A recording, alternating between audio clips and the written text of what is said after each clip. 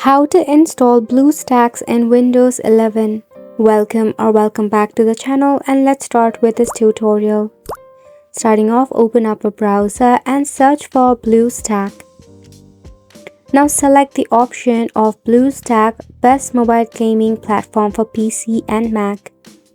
Currently there is two versions, that is BlueStack 5 and BlueStack 10. Select where it says download BlueStack 10. Now at the top in the download arrow, if you tap on it, you will see that your BlueStack is being downloaded. Select on the folder option once it is downloaded. Tap open your BlueStack installer. Select yes to the prompt displayed on your screen. Now once you select on yes, you need to go ahead on the install now option. Select install now.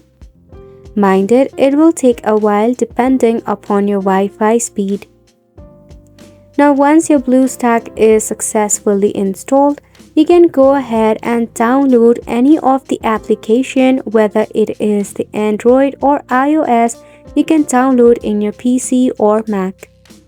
If you face any of the difficulty, you can check out the help and support of BlueStack.